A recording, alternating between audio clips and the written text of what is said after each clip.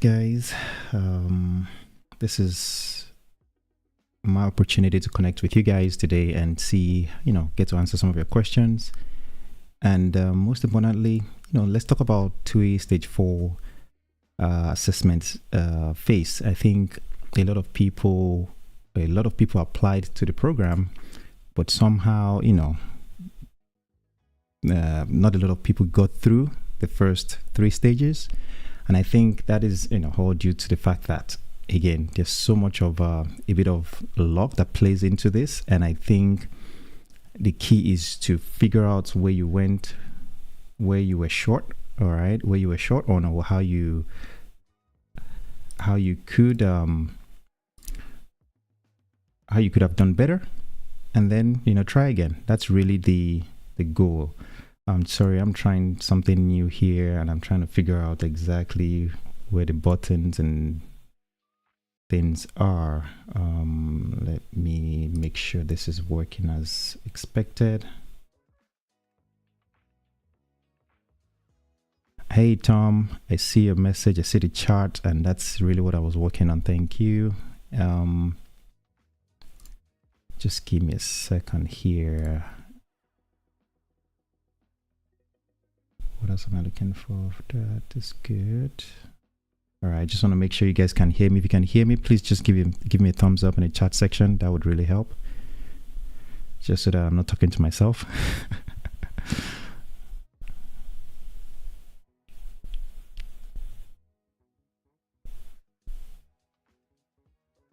I would really appreciate if you guys can give me a thumbs up or drop a message in the chat just to let me know you can hear me well, and we can get started on really what I want to talk about.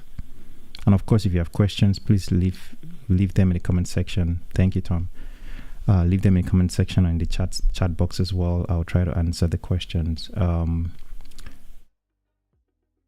This is really, I think, the purpose of this live is really to address those that are preparing for the Stage 4 TUI assessment. Of course, this is last year. We had the opportunity I had the opportunity to interact with some people that got to this stage, and for last year they only selected 30 people. And I think it is important to also manage expectations as you go along in this whole process, because at the end of the day there are thousands of applicants and they're only going to select less than 50 people, at least from what I've gathered so far. So if you have applied and for some reason, didn't really go your way, of course, try again next time. And of course, you still have the opportunities with like BA, Aer Lingus, and the likes. All right.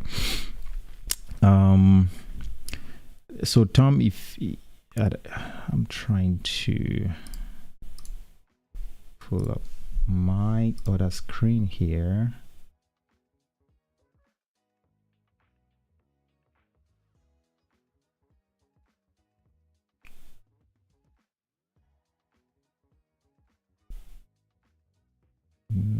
Not that one.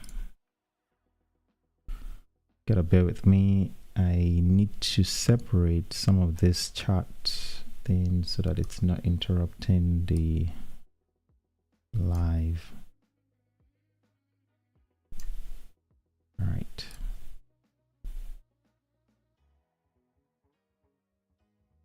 This card.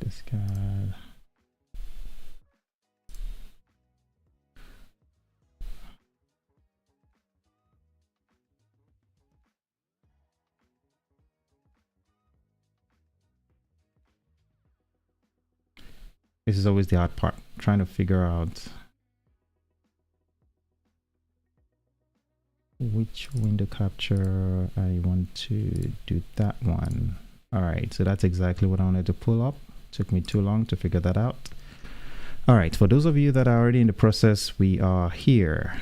Okay, and the first thing that I really want to talk about is it says here the assessment center held at East Midlands Airport between 15th and 19th. So it actually starts, I believe, on Monday. And the key to success actually really starts with this page. And, about the airline, I think it is important to looked towards this, and I just released the video today, and I thought, why don't, because I felt like if I really wanted to cover all the things that I wanted to touch on in that video, the video would get too long. And I think, honestly, being able to do it live and get to answer your questions and see your comments would really help.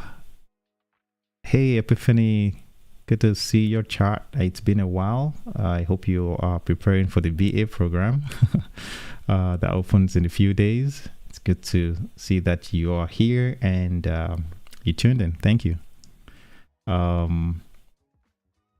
So yeah, back to what I was saying and make sure that's good. So it's important to really start with, the whole the information about the airline, getting to understand the operations of the airline. And I think I touched on that and the video itself. I'm not an expert at this whole doing live. I'm trying to position this so that I can see the charts as they come in, but I can't really do that. And I think I need a second monitor, which I've put away because there's so many things on this table. Bear with me. I'm doing good, Johan. How are you doing? All right. So the question I have for some of you that are already tuned in is, are you actually preparing? Have you guys applied to the TUI, and are you guys preparing for this current stage 4 that starts in the next few days? If you have applied and you are preparing for the stage, and I think, and maybe you have questions, this is really the perfect time to talk about it because we are live. We can get to answer your questions. Of course, if you have any questions related to BA, TUI, and Aer Lingus, feel free to bring them up as well. I will try to answer them, but the main focus of this is really to address some of the questions that those that are preparing for stage 4 of the TUI MPL program. The purpose of this live is really to answer their questions if they have any anyway. All right, so back to what I was saying. It's always important to start with just understanding the airline as a whole, and I think TUI has a very unique type of operation that I had to actually go look up because it's not just a regular airline, where they just have just a passenger operation only. But here, they have different businesses, and if you go down to their business section here, you get to see the type of businesses they operate, that makes up the whole TUI group. All right, and I think that is important because those can be used to your advantage, depending on your experience, depending on your background, depending on the information that you've been able to acquire over time about the airline. Those can be used to your benefit, especially for the interviews. All right, and I think the interview stage is really where you can really showcase yourself. All right, this is where you need to be yourself, but of course, remember it's an interview. Don't get too relaxed. Don't be too comfortable. At the end of the day, they want to assess to make sure you're right fit for the airline. And for those of you that have gone through stage 1 through 3 and now going for stage 4, I think, with stage 1 through 3, it's almost like, you could have prepared very well and still not make it through, right? Because of just so many factors. Maybe you didn't do well on the assessment, or you didn't do well on the math test, or whatever, or even just the other, maybe your CV wasn't good enough, things like that. There's so many factors that could have gone wrong. But with the stage 4, when it comes to going for these interviews, I feel this is really where you have the ball in your court and it's really yours to lose. I know that is, and I say that with caution because I know that, a lot of people, when they go for these interviews, they are under a lot of stress, right? There's always that stress that plays a role. There's always the fact that you may walk into the interview room and you get very uncomfortable, maybe because of just the people that are staring at you, right? You may have 2 people, or even the level of experience of the people that are going to be interviewing you can be something that throws you off, right? Because most of those guys, or most of you that are going for these interviews, usually do not have any experience in the aviation industry, and you've mostly built your experience by watching YouTube videos, right? By watching different channels, just learning about the aviation industry. But now you're talking with people that are captains, maybe retired people, HR people, and they're asking you all these questions, and that can be a challenge for people without any experience in industry. And this is where, I always encourage you all, when it comes to going for interviews, one of the best tools or one of the best things you can do for yourself is really practice. The more you practice answering these questions, the better you become. And I know it may sound crazy, it may sound stupid, because you may end up just sitting in your room with yourself and you're talking out loud and trying to rehearse these questions or rehearse these answers. And that can be a little weird, honestly, because I've been there. And for those of you that have joined my live sessions in the past, or live, chat sections, let's put it that way, and we can get to interact on Google Meet. And I think a lot of you have really given me that feedback on how it helped you during the interview. And that is usually the main purpose of those lives that I would do once in a while with different people, and we get to interact, and I get to ask questions, and I give you tips, suggestions, and how you can improve your answers. Those are very important to being comfortable, all right, when you're going for these interviews. That is really the key. You have the skill, you have the knowledge, you have the ability. For most part, majority of the people, most of you out there, you all have this ability to become this pilot. But what can really prevent you from achieving that is, during these interviews, will be nerves, right? Being nervous, not being composed, not being confident, not being able to exercise those skills that you talk about, right? Those pilot competencies, right? Big one that you'll be assessed on is communication. How are you able to articulate yourself and share exactly what you want to pass across with the next person? How are you able to use your knowledge? How are you able to use your customer service skills? How are you able to use your problem solving and decision making skills? The list goes on. Situational awareness is a big one also, right? Do not think that because you're an interview, then you're not being assessed on some. And I think I covered this in the video that I just released as well. If you haven't seen it, please, maybe after this live, you can check it out if you have the time. There are 9 competencies. Now, if you go on different websites, you see different lists of competencies out there. But one thing to remember is that not all competencies are. There are some competencies that are not being stated on those lists that you see across. A good one would be flexibility or adaptability, right, to situations or changes in your environment, based on the question that you're posed, right, that they give you, the scenario that you're asked, right. There are some questions that they will ask you that will test your ability to be flexible or to be able to adapt to different situations. And of course, things like customer service is another one that is not really on some of those pilot competency lists out there. And I think I mentioned that in that video. So the point here is you have to understand that those 9 competencies are very, very important, because at the end of the day, if you've gone for these interviews in the past, you would see that the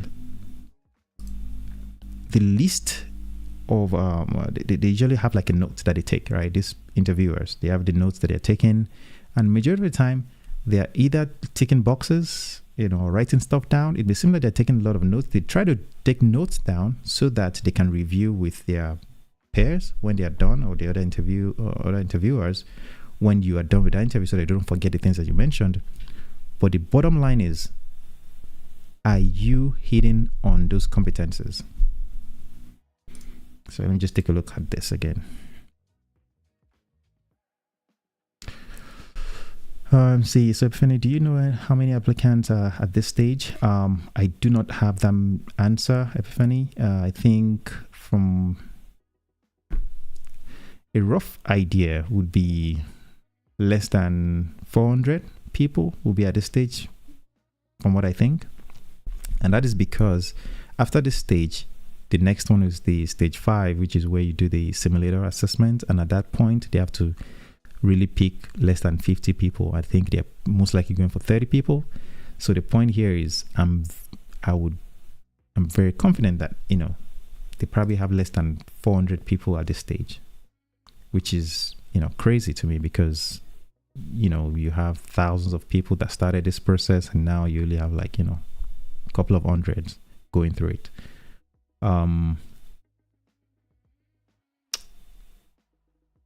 Yeah, I hope that answers the question.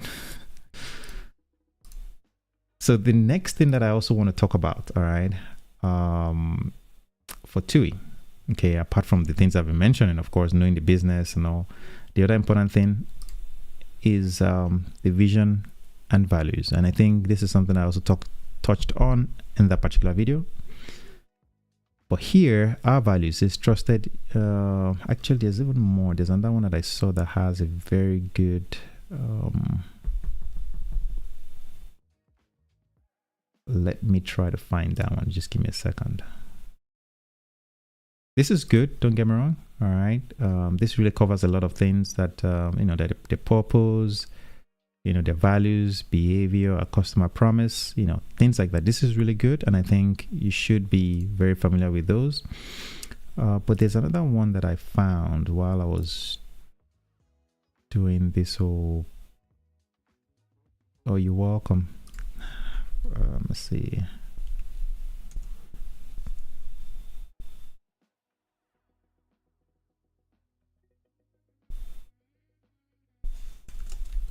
Just give me a second. Careers.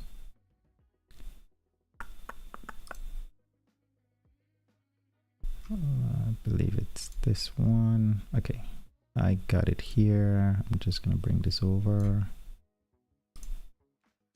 to, and this is the portion that I think if you go to TUI and then you go to our TUI values. All right, this is the one that I think really it expands on the first one I was showing you here.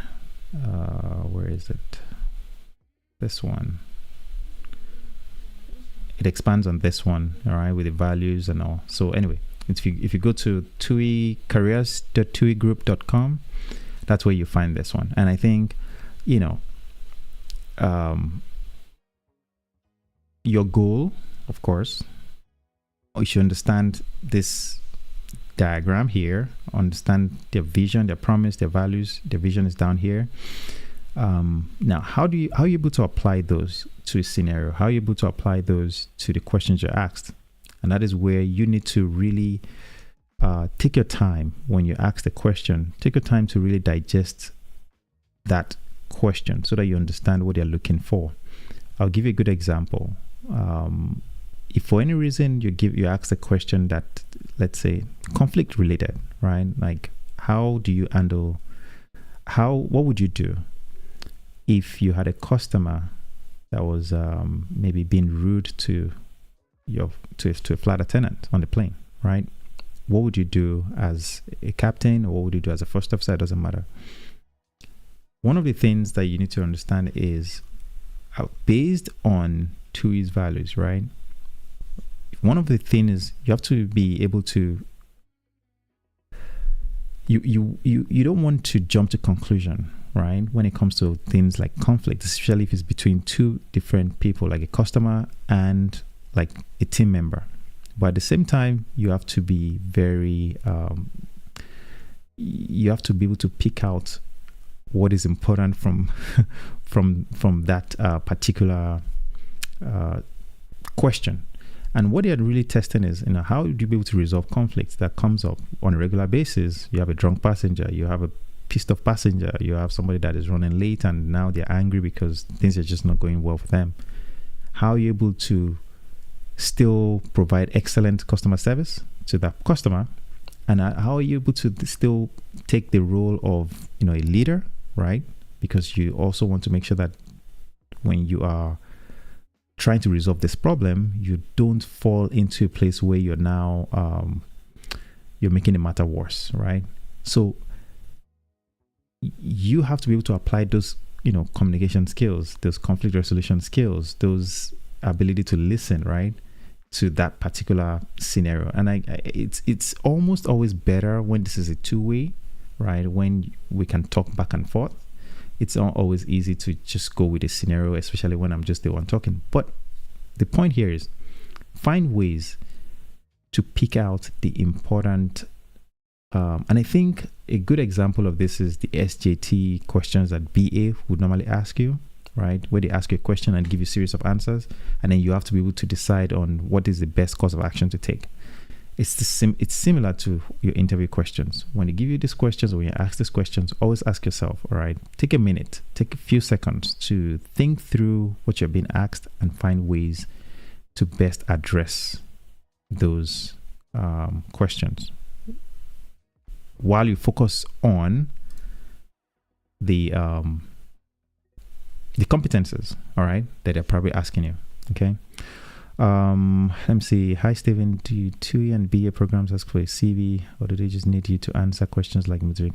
So I believe they both ask for a CV. All right. TUI did for both BA as well. You had to submit your CV. For TUI, you had to submit your CV as well. So for BA that is coming up, I think you should be prepared to submit your CV, and of course update it. Make sure it's pretty good. And there's a resource. I think if you guys know Canva, all right, Canva is a good resource to see samples of CV, and you just need to update it, download it, and you have a complete CV. It's really nice. I think you guys should check it out. Canva.com. It's free. You should be able to get a CV made with that. That is something you guys should do. And don't forget your pilot competencies. Those pilot competencies are really important, and if you are able to put them on your CV and find ways to relate them to maybe your previous experience, your current experience, it would go a long way. All right. Back to TUI here. The other thing I wanted to highlight is this here. All right. One of the understand that this here, all right, and I think there's another page that I found that has more information on this website here, but TUI is very big on customer service, and from the last year's questions that were asked during the interview, they were big on customer service questions, they were big on conflict resolution questions, they were big on leadership questions, right? And that is because that's a skill that is really, I mean, all the competencies are very important, but your ability to deliver that excellent customer service experience is something that TUI really wants from any of their pilots, right? And that is something that you need to be able to speak on. You need to be able to, and this is where I always say that when you ask a question, take a minute to think through what is being asked here. What are the competencies that are being asked?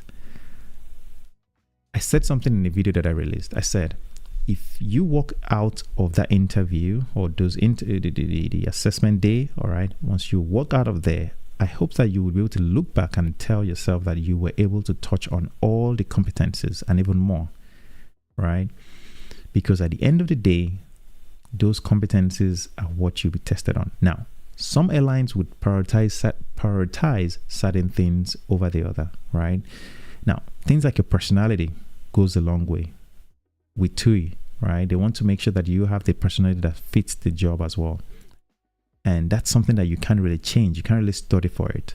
If you're a very quiet person, how would that come across on the day of the interview? If you're a very outspoken person, how would that come across on the day of the interview? The point here is you want to have a very balanced approach to any of the things you do. And that's why they always do these group exercises as well, to really test your personality and how you interact with people. And of course, your interview questions will also somehow test your personality, especially the way you process things, the way you answer questions, the way you manage stress, all right? Even at a point, because do you break down? Are you able to still share and say the things that you intend during stressful situations, or do you just fade away and be quiet and you lose your train of thought and things like that? And the reason why I'm bringing up this diagram is this, all right? the key thing here, customers, it's a central customer ecosystem, people, all right, and people in the sense that your team members and the people that you come across at the work as well. Okay, you have the holiday experiences that they have, that is the businesses, by the way, all right, of the airline, different I'll say I'm trying to find what the word here. These are like the different groups, all right, that the airline strategically put in place to make up to help sustain or to help achieve the success of the group, right? Remember, it's a group, TUI group. It's not an airline, but they have an airline within the group.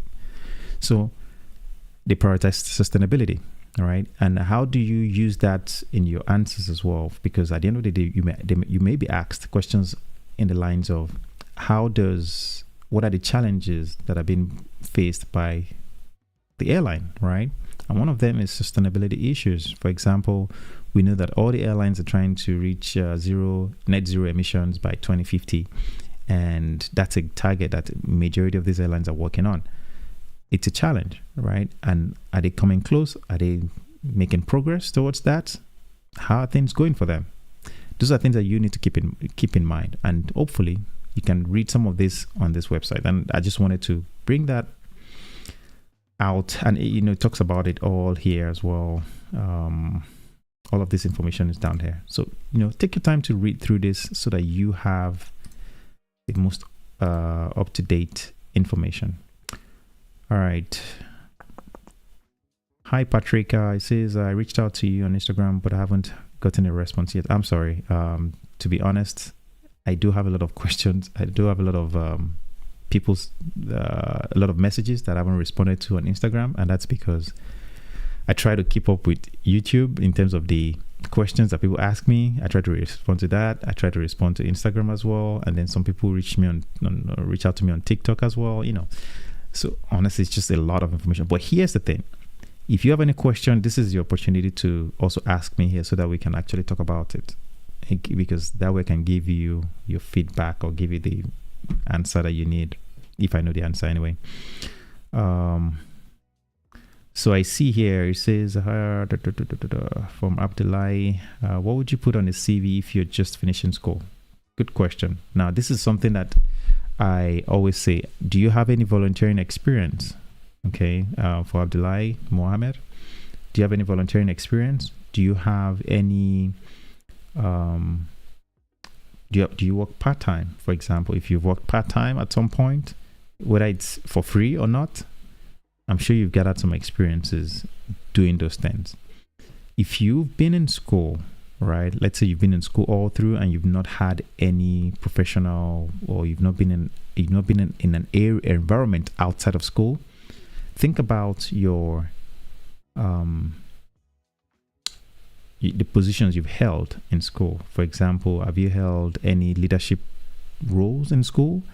Maybe you were part of a club in school, right? And also, talking about club, are you part of any organization? Okay. I don't know where you're from. I don't know your background, but these are the questions that, if I'm able to, if you're still here, right, and if you're still listening, it's important to dig through those experiences and find ways to bring out those excellent communication skills, experiences, or your teamwork experiences, right? If you're part of a sports club, that's something that deals with a lot of communication, a lot of teamwork skills are needed. Maybe customer service skills are definitely needed in those as well. So it all depends on how you're able to put them together on your CV.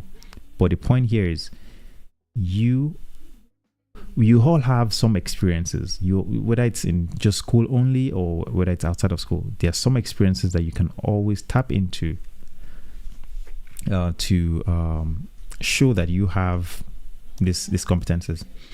Now, the next thing that I want to touch on, all right, and this is generally from the interview invite that was sent out to those of you that are going for TUI's Stage 4.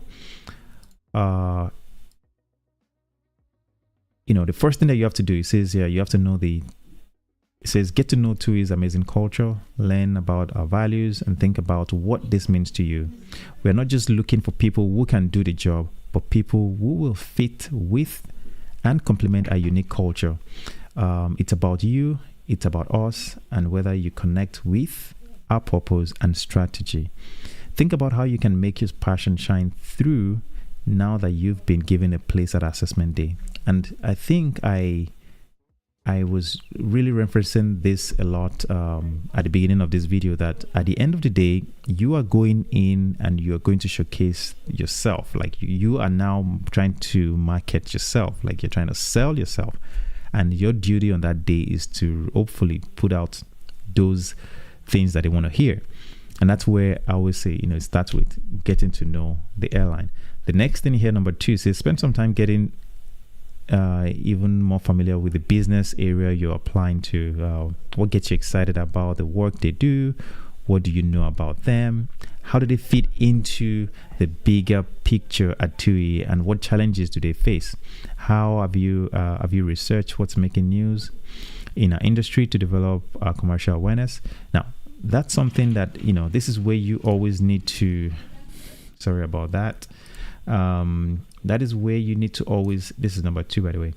This is where you need to keep yourself informed of all the updates. When it comes to the airline industry, you have to remember that there's always things developing. There's, whether it's for TUI or whether it's just in the airline industry as a whole. There's always, for example, the conflict going on in different parts of the world. Those are challenges that poses on the aviation industry, right? Poses to the aviation industry. You have things that is always a big factor is, what do you call it? Fuel prices, right? That's always a big factor. Another thing is just the all sustainability goals, all right, of reaching the net zero carbon emission by 2050. Those are things that you can always talk about during your interviews, and of course be aware of, so that you can share the most up-to-date information on them. Throughout the day, you have time to ask questions to the assessors. You'll be able to meet some of our current pilots during the day. It's important that you make use of this time to really get to know the team and TUI as much as possible. And I think a lot of you would often ask, like, should you ask questions during the interview or after the interview? I think, one of the best strategies that I know works for a lot of people is, yes, if you have questions, genuine questions, please feel free to ask. But don't ask questions that are easily found on the website. If you really do have a genuine question, go ahead and ask. But if you do not have any questions, you can always say things like, well, you've had the opportunity to meet them. You're thankful for the time that they've given you. And at this moment, you do not have any questions. But you would appreciate if there are any areas that they feel like that they need you to clarify, things on, and that gives you the opportunity to let them know that, one, you're not just saying no, which is always a very short answer, a yes or no type of question. Always find ways to expand on your answer, one. But then the other thing is, when you say it that way, it shows that you are you're not just in a rush to get out of there, right? You're comfortable in your own skin, in that seat at that moment, and you're able to, answer their questions. And if genuinely you don't have any questions, thank you so much for your time today. It's been great meeting you, Joey, Thomas, Angelina, whatever the person's name are, their names are. And I'm glad that I've been able to, I was invited to the stage. I hope to, make it through the next one. At this moment, I do not have any questions, but if there are any areas that you guys need me to expand on, I'm willing to, answer any of the questions if you have any. And it's a way that, you're letting them know that if there are any areas they need some explanation on, you're willing to still expand on it, right? And sometimes they may give you another chance at a question that maybe you didn't really answer well. And, they ask the question at that point. Also important, and this is also an important area for people that going for interviews. This is for any interview, right? When they write down things, sometimes maybe they didn't hear you, or maybe they didn't hear you say certain things that they want to hear. And by you giving them the opportunity to think at a moment, like if there are areas that you want me to touch on, I'm willing to still talk more on them, right? By you saying that, it's a way for them to be prompted by, okay, wait, is there anything that I still need to check on this candidate? And that may be a way for you to get extra points, because they may be able to go back and say, oh, well, maybe you missed this area here. Okay, they might ask you a question on that area again to see if they can get the information that they need. And honestly, that's something that you just need to keep in mind, just for those of you that may be going for this. The other thing that I want to cover is here. All right. This area is very important. Okay. In your interview, you'll need to include examples to back up and illustrate your responses. You can draw examples.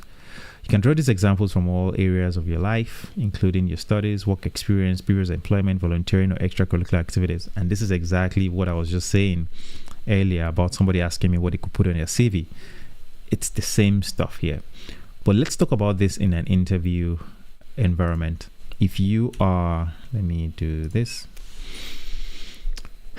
When you go in for these interviews, in as much as you may have a very solid understanding of these competencies and how to answer those questions, you are able to communicate even better when you show examples. All right, when you tell stories from your experiences. And this is something that you want to harness as your superpower. Let's put it that way. Think about your examples as a superpower that you have. I can talk about excellent communication skill. I can talk about situational awareness. I can talk about conflict resolution. I can talk about application of knowledge, flight path management, automation. I can talk about all these competencies, right?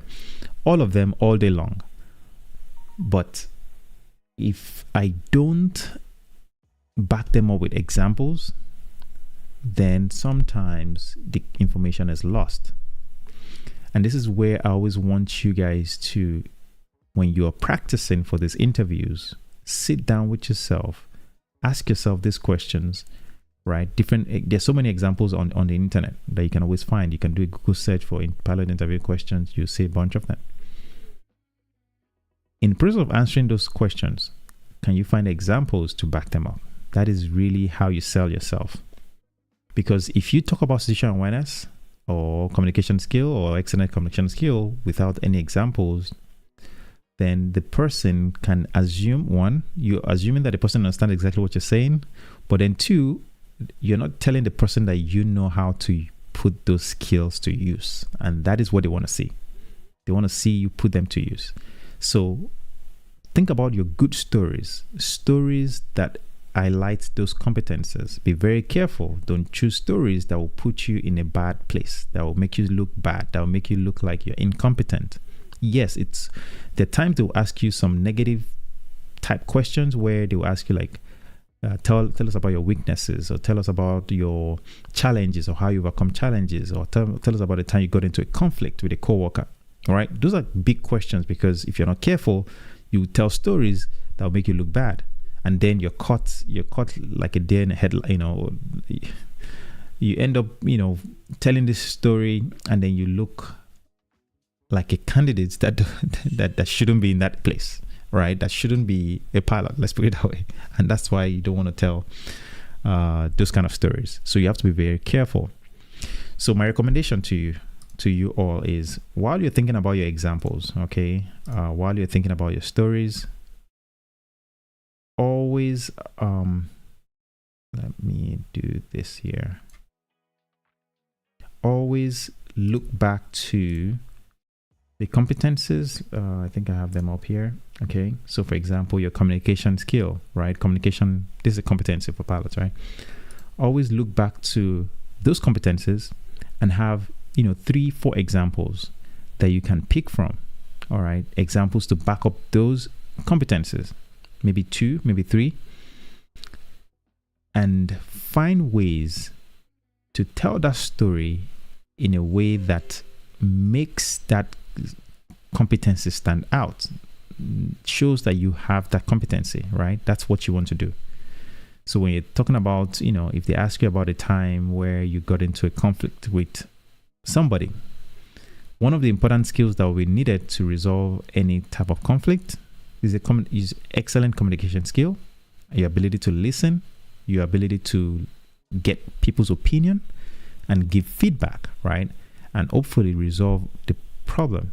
That is always important. So while you're talking about this, how you're able to resolve that conflict, hopefully you would mention your excellent communication skill as one of the things that you employed or that you used to resolve that problem. The other thing that I also see go back to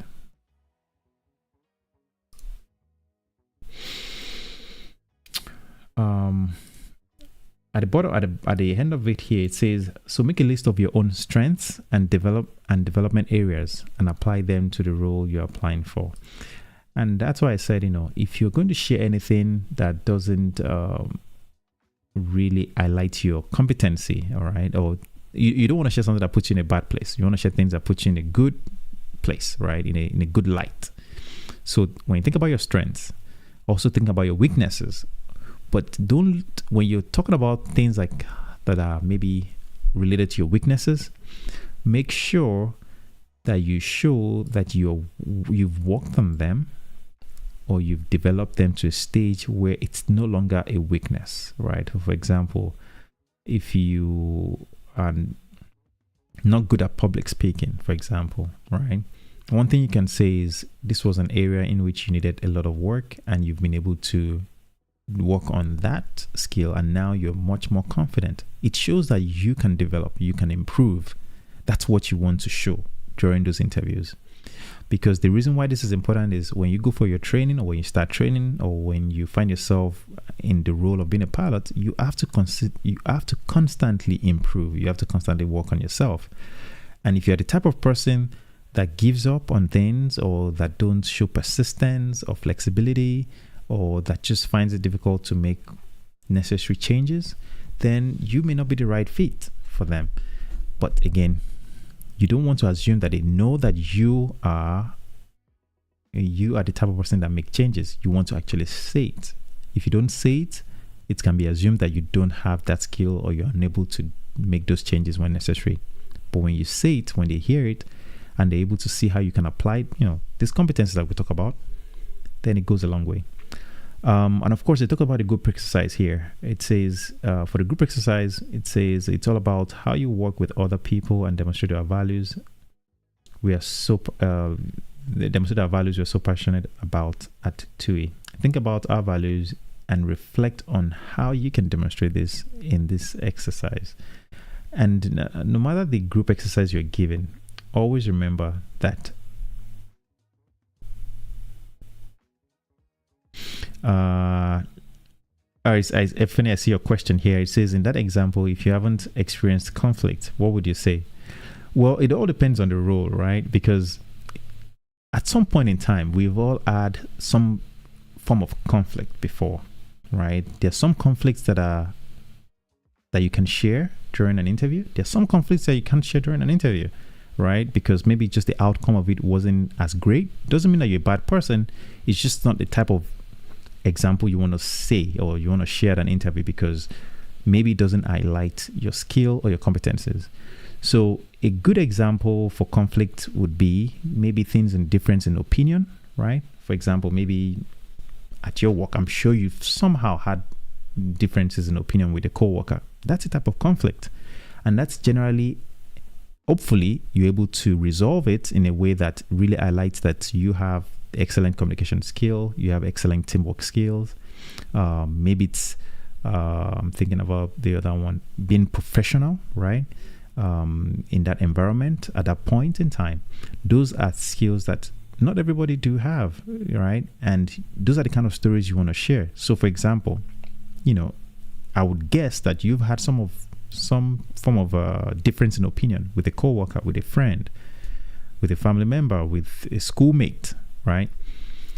Those are the examples you want to share, especially if you were able to hopefully talk about it and resolve the issue. And when I say talk about it, I mean like being able to share the important facts of the, not just going by this, not just going by your own opinion as fact, right? But actually sharing the necessary details that is convincing, or that makes you see the other person's view, or the other person was able to see your view, and then you're able to resolve that type of situation, or resolve that conflict, right, in a way that it was still professional. It was a learning opportunity for the people involved, and the two people are still best of friends, or still good co-workers, or something like that. That's really, that's the kind of story that you generally want to share. All right. And the reason why this is important is on a flight deck, you would have people with differences in opinion on how to do things. There's so many examples of those where you're flying with somebody, they have a difference there's a difference in opinion on what to do at that time. Now, even though you may have a better understanding of the situation and you have a better suggestion, how do you actually share that and then resolve that conflict, right? Anyway, that's really the point. So I hope I answered your question, Epiphany. I hope I don't know what example, if you have a specific example that you want us to talk about, of course, please feel free to type it out. But I hope that really helps in just giving you an idea of the type of conflict you want to talk about when you're talking about the type of example you want to share on a conflict type story. All right. Now, for the group exercise, I think one of the key thing here is, you're not the boss, and you're also not just how do I put it? You want to learn to lead. You also want to know how to lead, but you also want to know how to follow, right? Depending on the situation. So if you're put in a group where you have 2-3 people, there are times when you have to assume the role of a leader, based on maybe what is being talked about, or especially if you have a good knowledge of what the problem is. And there are times when you may not have the knowledge and you have to just learn to follow, right? But the key thing here is always share your opinion without being overbearing or being too quiet, right? Overbearing in the sense that if you end up saying a lot of things and you don't give the other people opportunity to share their own opinion, that would look bad on you. On the other hand, if you have the ability to, if you have the knowledge about that situation, don't be too in a rush, all right, to cut the other person off, okay? And I think these are just common things that you would expect every other person to abide by, but to be honest with you, not everybody have those people skills, and that's really what it is. If you want to just Google people skills, it kind of expands on the type of things that you want to possess if you have excellent people skills, right? And it's different from excellent customer service skills or excellent customer service skills. Yeah, it's different from that. But sometimes they all can be integrated. But the point here is, with a group exercise, be the type of person that is able to share opinions and also listen to other people's opinion.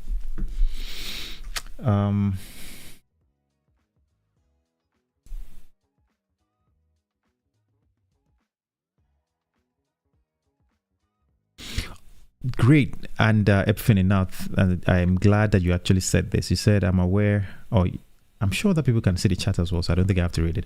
Now, to your last, to what you said about situations or scenarios in which they've never experienced, that is possible. And I think the common theme, all right, I always say that, in any question you're asked, don't be in a rush to provide an answer to it. Sometimes you can always buy yourself some time without rambling. Okay, if you ask the question that you don't have an answer to, maybe, or you've not experienced, generally start with just describing the scenario. a good example is if they asked you on conflict resolution and they ask you, tell us about a time you had a conflict with a coworker, and for some reason maybe you've never worked with anybody before, and you've been in school all through this time, right? What is conflict resolution? What does it mean to you, right? You can always start with that. So in response to that question, you can start with what conflict resolution is. What are the effective skills that can be used to resolve any type of conflict? Now, in all of this, you haven't really shared your own experience just yet, but you're buying yourself a bit of time to come up with your own conflict, even though it's not work related. And conflict resolution skill, or excellent being able to resolve conflict among co-workers, is something that is important even as a pilot, right? And in my line of work, or in my experience, which I've never had a co-worker that I had a conflict with, because I've never worked, for example. I've always been in school for this particular scenario, or for this particular question, rather.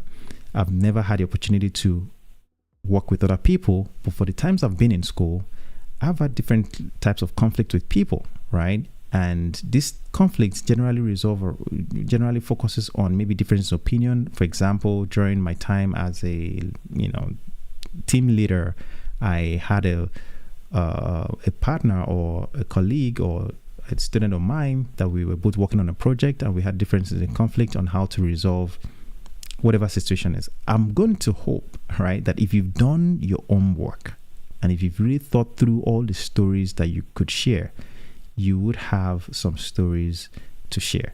It may not really apply to that particular question in all areas. So, for example, if they ask you a question about conflict resolution at work, you may not have been in an environment where you can work, but somehow you can find a different environment in which the same conflict scenario can still be applied, right? And that's what you want to do, because they know that not everybody would have the same level of experiences. Not everybody would have the same level of maybe professional background. Some people may not have gone to college. Some people might have gone to college. Some people may have masters. Some people may not have master's degree. So the point here is they will let you find stories from your experience. So if for any reason they ask you something that you don't have any experience about, you can always tell them that, unfortunately you have not worked before, but in this other area of my background, or in this time when I worked when I was a student at school, I had a conflict which was around something, differences in opinion. That's always a good one to go for.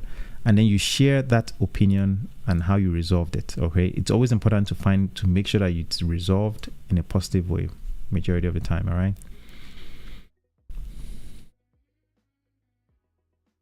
All right, math topics to revise and group assessments. So for the math topic, right, majority of the time it's similar to that of the BA. So think about your I'm going to guess that maybe you apply to BA as well. You're going to apply for BA. It's the same math level as well. So GCSE math level. And if you go to I believe it's BBC Bite Size, I believe that's what it's called. There's so many websites. If you go to the BBC Bite Size website, or Bit Size, I don't know if that's how it's pronounced, but they do have all that math preparation, what do you call it, examples that you can go through. The other thing also is, of course, I always recommend PASS. If you have not checked out PASS has the different math. Let me see if I can find it here. Let me just log out.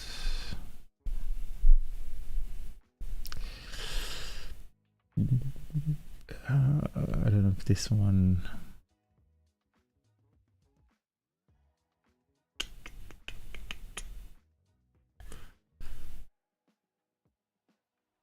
This is for BA though. This is the BA maths questions.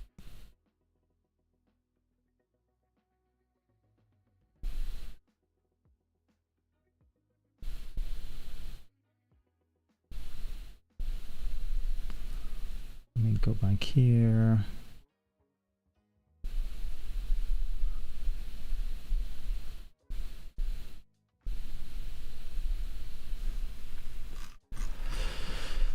All right, courses. Then TUI, I don't know if you've found this one, if you've checked it out already. They do have some math questions there that you can always use. Let me try to go back to the chart. Here. So you have some mental math questions that you can practice. You have the reasoning questions you can practice, but actually I thought there was more to that as well. Yeah, mental math. And of course, if you use the BBC bite-sized practice questions as well, that would be enough, because most of the time these are just GCSE level maths. All right. I think that's really all that I wanted to cover for this TUI program. Like I said, I already made a video about it. I already talked about everything that you need to go over. We've kind of talked about how you can prepare, right? And what to expect. Those are things we've talked about here. And let me show this here. Yeah, so we've kind of talked about all of those. So if you have any other questions, please feel free to leave them in the comment section once this ends. I just really wanted to cover this with you guys and hopefully, give you the best chance at of being successful, right, at this one. Let's see. Hi Stephen, if I was asked to tell me about a time you overcome adversity, would you say this is a bit okay, great. If you're asked to talk about how you overcame adversity, the best examples or stories to tell will be stories that, one, of course, you truly overcame the adversity, and it doesn't have to be just career specific. Okay, it can be things that happen to you while you were at school. It could be things that happen to you at work. It doesn't have to be career specific. So don't be worried about, especially if I don't know if you have any experience in aviation. Now, don't get me wrong. If you have an experience in aviation and maybe you have some hours, couple of hours, and you have a story to share, then that may be a good example to go by, right? Because it's applicable to the job and to the role. So that's really good. But if it's a story that is not applicable or you don't have any experience in aviation, then it's always better to use your to use other experiences that may not be career specific or focused. Okay, so I hope that answers the question. The goal is just to test you to see that you have the ability to overcome adversity and what skills. Remember, competencies. It's very important. What competencies did you use to overcome that adversity? That is really what they want to see. I hope that makes sense.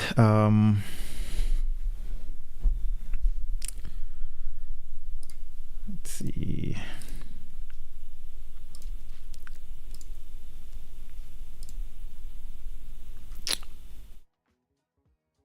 I was looking at some cadet pilot questions here on this past program, and if I open this up, let me go back so that way I don't have to keep typing. Start practice. All right. Now,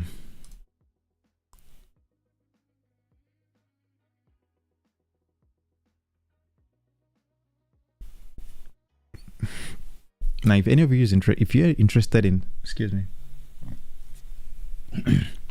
If any of you are interested in the, this type of questions, this is through PASS, of course. You can always do your own Google search and find more questions, okay? But for example, this,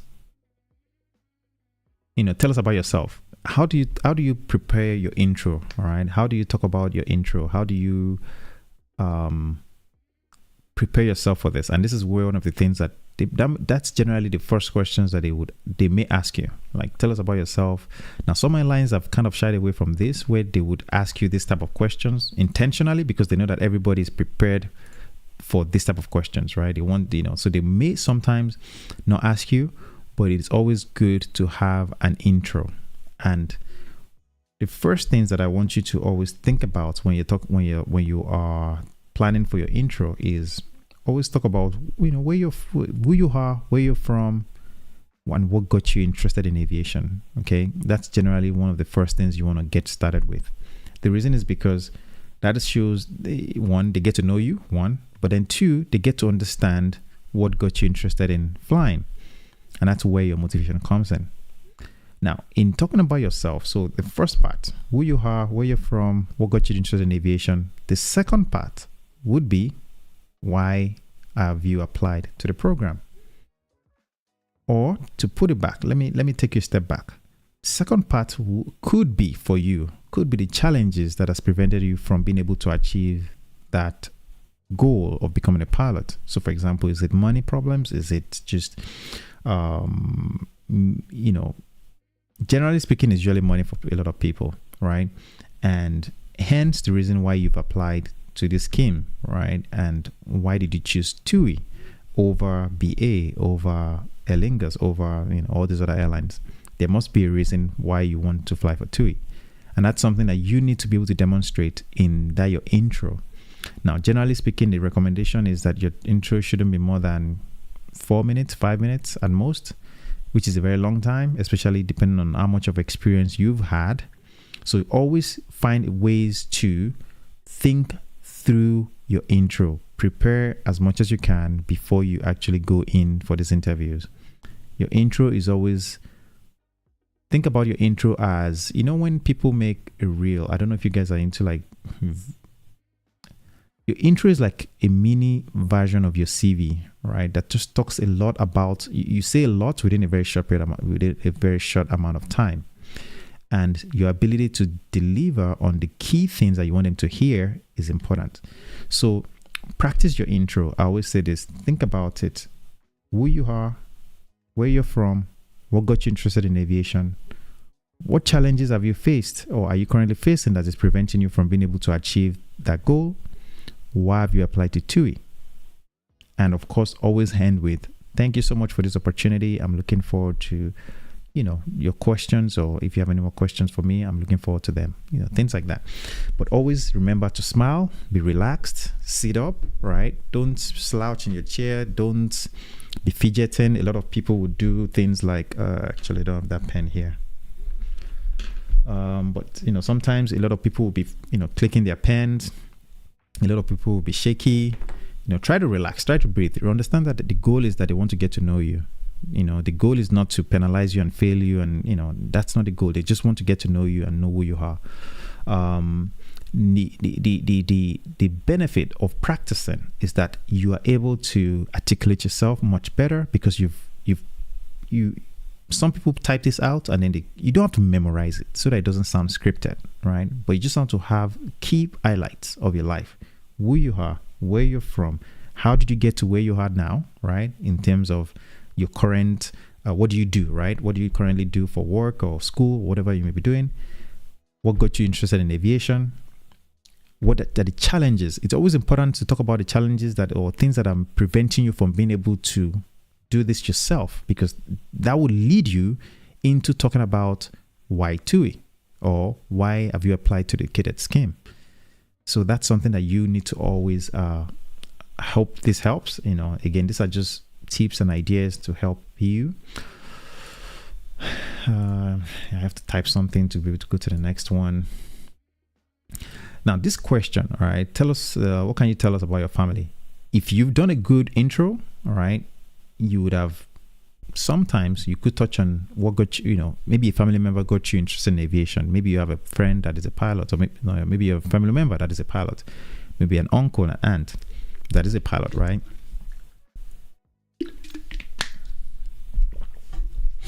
And that will kind of cover what you can say about your family. But one important thing is always emphasize the support of your family. In if you're asked about family support or family, what does your family member think about you becoming a pilot? That's a question they can ask you. So always show that they are supportive of your goals, your ambition. If you have a wife, you have kids, always just highlight that they are supportive of your goals and plans. What are your hobbies? All right. They could ask you that question. Generally speaking, this is not a question that is often asked about, because sometimes if you have it on your CV, it really speaks for itself. Because another thing they could do is they generally will pull out your CV during this interview process. So while you're talking about yourself, you could talk about some of the things you're interested in, especially if it's related to aviation. Okay, if it's not related to aviation, try to find hobbies that can highlight that you have certain competencies. For example, if one of your hobbies is sports, whatever the sport may be, in any sport, there's always that need for excellent communication skill. There's always that need for good teamwork skills. There's always that need for being collaborative and being able to work together with people. And that's where you may want to highlight those hobbies. Now, if it's some hobby that doesn't, think about it this way. If it's an hobby that isolates you from people, that's not good, right? If it's an hobby that, let me repeat that again. If this hobby that you want to talk about is something that isolates you away from people, that is not good. Hobbies can generally paint a picture about people, all right? So if you're somebody that doesn't like to interact with people, generally your hobbies will be things that you can do alone by yourself. You can be by yourself. You are isolated from everyone. If your hobbies are things that include people, that means you're likely to be a people person. You're more likely to function well in teams, in a group environment. And those are the kind of hobbies you want to highlight. Again, I can keep going on this one, but I'll keep moving on to the next question here. So just keep that in mind. Your hobbies should be things that highlight that you like to be around people. You because as a pilot, you'll be around people. You work with other people. You're not going to be flying an airplane by yourself, right? And you're going to be taking care of passengers. So make sure you think about that as just keep that in mind. Let's put it that way. All right, why do you want to become a pilot? Now, this is a question that you would have answered during your intro. But remember, the question about why you want to become a pilot shouldn't just be, I want to be a pilot because it's you make a lot of money, or it's a career that I've always just dreamed about as a kid. There should be a bit more than that, right? One of your whys should be, why is it personal to you? Why is that dream so personal to you that you want to achieve that goal of becoming a pilot? And a good way to really show that is especially for people that are changing careers. Okay, if you've had some career in the past and now you want to change to become a pilot, this is even a very good question for you, because remember, TUI is going to fund your training, or any of these cadet schemes, right, that we talk about. They will fund your training. And your goal is to be able to make sure that you're able to tell them why you want to become a pilot. Not because you woke up yesterday and you felt like, I would like to become a pilot because I'm tired of my job. Because what happens is when you start working as a pilot, you're likely going to get tired of that one because it wasn't a dream for you from the get-go. So when you're telling this story or when you're sharing this information about yourself or why you want to become a pilot, it must be something that is really like deep rooted with you, whether it's something that you've always dreamt of becoming a pilot because as a kid, while you were 5 years old or 6 years old or 10 years or whatever, you got interested in aviation through maybe a family member. You like their lifestyle. Maybe you like the fact that you get to see the world. Maybe you got on an airplane at age 15 and you fell in love with just the fact that you were flying. And then being around other people that are in the aviation industry, seeing the pilots, seeing the flight attendants, really got you interested in a career of being a pilot. So the point here is make it personal to you. Don't just give short answers. Try to find ways to expand your answers, but make them personal so that you're not just rambling. Um, talking about why on the subject of why you want to become a pilot, make sure you also tie in why you want to be a pilot for TUI, all right, or why you want to be a pilot, for TUI, okay, or for British Airways or for Aer Lingus, whatever that airline is, right? Yes, Johan, yes, there will be a replay of this because it's going to be stored on the live section. So if you go to my channel and go to live, so there'll be videos and then there'll be live sections and all that. So anyway, you go to the live section, you'll see there. Let me move to the next question here. All right, why do you want to join our cadet program? I think I already covered that. Okay, remember, these are all types of questions you can expect. Okay, of course, there are no guarantees that you would get specifically this question, but if being prepared for a variety of questions would help you to be adequately prepared, right? When you have different types of questions you're prepared for, you'll be able to answer them pretty much, and you're not caught off guard, right? And that's what you don't want on the day of the interview. Hopefully you've practiced all of this that we've been talking about so far, and you can, share your honest opinion and be comfortable, be relaxed, and know that at the end of the day, they just want to get to know you. They want to get to understand who you are, what's driving you to apply to the program, and why you're going to be a good fit for the airline. Okay. What are the 4 forces acting upon an aircraft? Now, this is getting a little technical because at this point, they are trying to test your knowledge, all right? And this is where, if you are truly interested in aviation, okay, then you should have been somehow getting to know some of these things, right? Reading about it, watching videos about it, and like you're doing now, right? If you're spending the time here, and I'm assuming that you're preparing for the interview, or even just any interview for any airline, you're doing something right, okay? You're getting the necessary information and knowledge that you need to succeed, and hopefully you succeed at it. These 4 forces they are talking about will be, the lift, you have the weight, you have the thrust, and you have the drag, okay? Those are the 4 forces acting upon an airplane while it's flying. Now, those forces will change depending on the situation, whether it's climbing, whether it's descending, whether it's still, right? Whether it's stalled. And those are things that you would have, I guess, read about. Okay. Now, they don't expect you to be perfect, but they want to see that you have some knowledge about what you're getting into, and that's what you're demonstrating. Okay.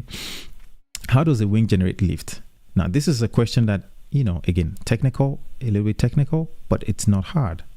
A simple way to explain how lift is generated is always to look into, maybe the diagrams that I kind of don't have like a diagram I can show you now, but it's all about Bernoulli's principle, right? And I don't want to get technical because that's not the point of this whole session here. I don't want to get technical, but if you think about Bernoulli's principle, you always have the distribution of forces around an airfoil. So at the top of the airfoil, you have the air accelerating above it, and then beneath the airfoil, you have the air going at the same speed or at a lower speed. This will cause a differential pressure to occur around the airfoil, right? Which causes lift to act perpendicular to the direction of flight.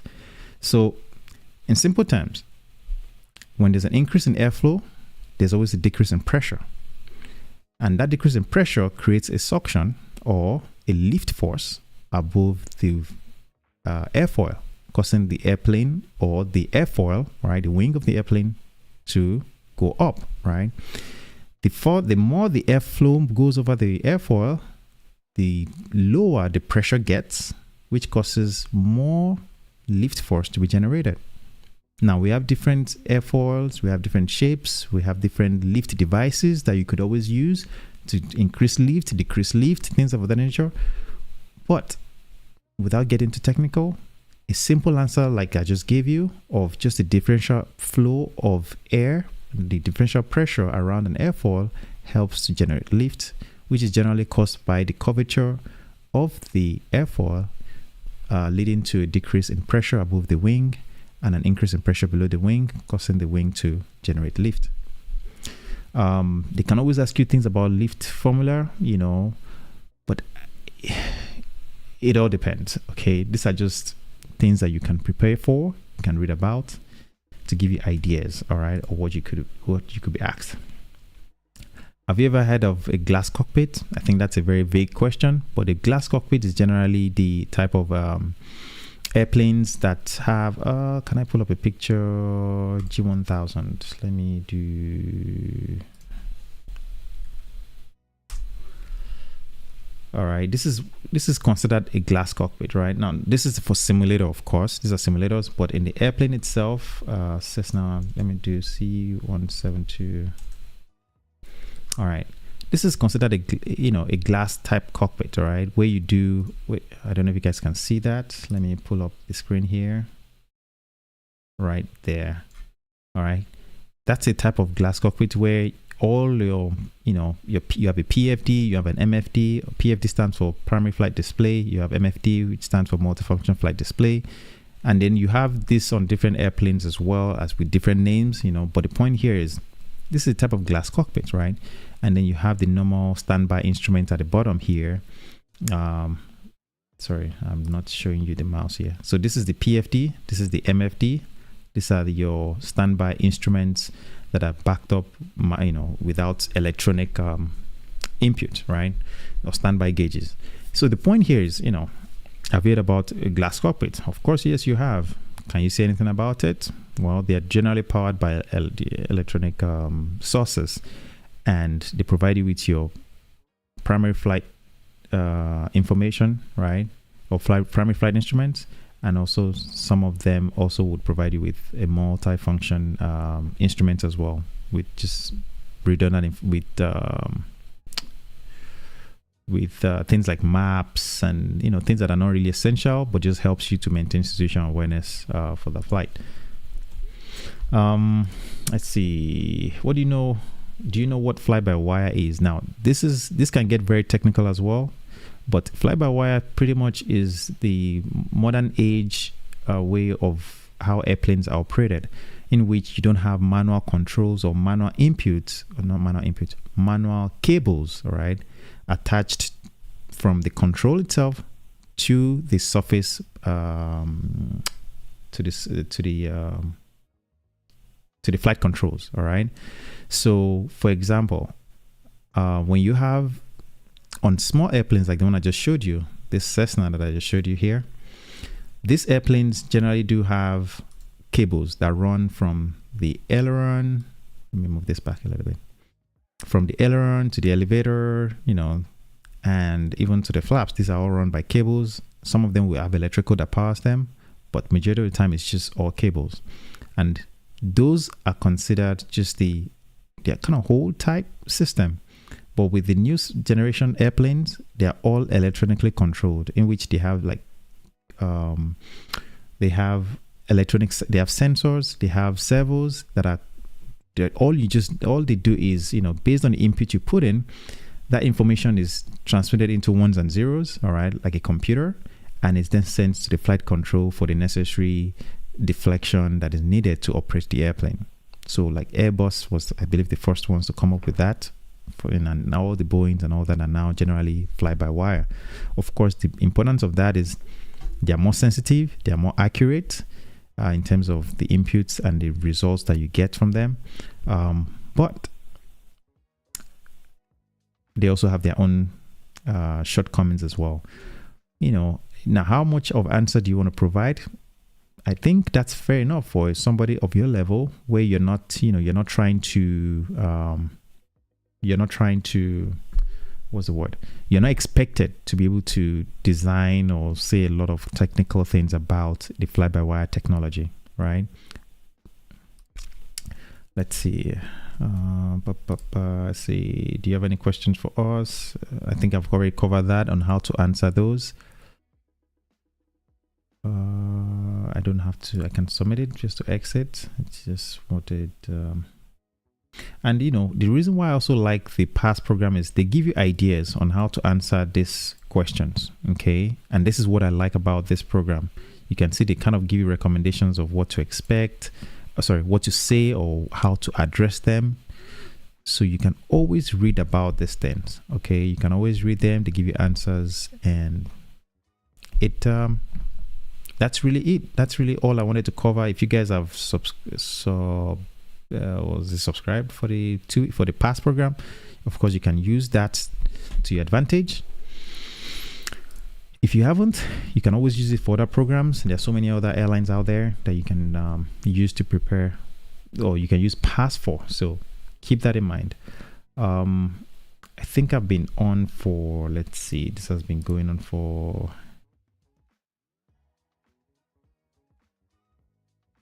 oh, you're welcome, architect. You're welcome, and I hope that all of this would help a lot of you guys in doing, in executing your plans and getting to achieve your goals as you desire.